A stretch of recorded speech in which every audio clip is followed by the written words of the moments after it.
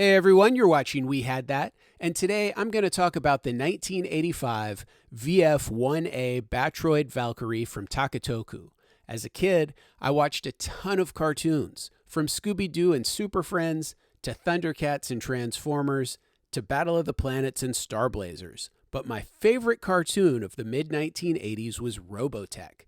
Set in the distant future of 2009, Robotech had an awesome story, didn't talk down to kids, and had amazing transforming robot jets that fought against giant alien invaders. What's not to love? So when my family and I walked into the neighborhood Chinese restaurant in the little strip shopping center just up the street from our house, and I saw that they were selling robot toys from Robotech, two things jumped into my mind. First, these are awesome and I want them. And second, why the hell is the local Chinese restaurant selling toys?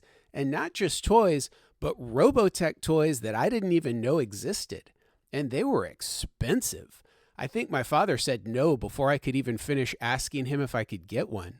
I remember going back to the restaurant a couple of times, and each time I'd go in, another one or two of these awesome figures had sold.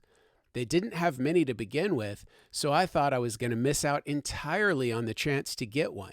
Fortunately, I convinced my father, and I'm pretty sure I got the last one they had, but it was awesome. The one that I got was the tan VF-1A, which was the basic Battleoid from the Robotech TV show. As a kid, my favorite character was Mechs, so my first choice would have been the blue one, but honestly, I was super excited to get any of these insanely cool toys.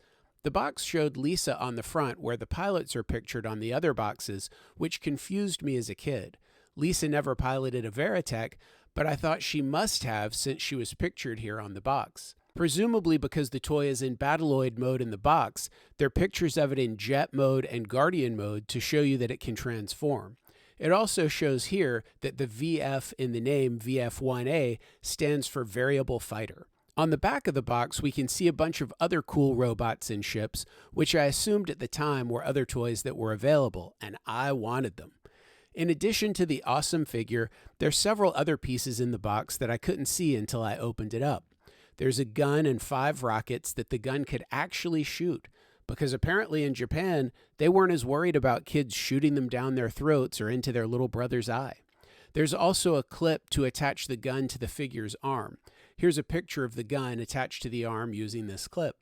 There's a sheet of stickers, a catalog of other awesome toys, and an instruction manual showing you how to transform the toy into the other two modes. When I took the figure out for these photos, it was the first time it had been out of the box in years, and the first time I'd transformed it in even longer. I was extremely nervous about doing the transformations because I was afraid I'd break something along the way. But as you can see, I managed to get this guy transformed, and he still looks killer. The people who made these toys did an excellent job of creating a real-world toy that looked like and could transform like the Valkyries from Robotech. So much detail was put into these that they really stood out from my other toys. I'm sure most of you who are watching this already know that the design for this figure was used by Hasbro for the first generation Jetfire in their Transformers line back in 1985. Interestingly, the ownership of this design bounced around a bit overseas, so Hasbro had the license at one point and then lost it very soon after, which led to several different designs for the Jetfire character in later generations of the toys, as well as in the comics and on the cartoon. My Jetfire is missing his right arm along with pretty much all of his accessories, so that's why he's hiding in the background here.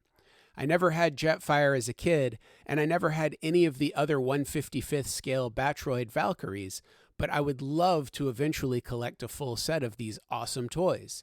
Unfortunately, the prices are too high these days for me to pick up any of them, and I'm just glad to still have this one, still in good shape, from back in the 1980s.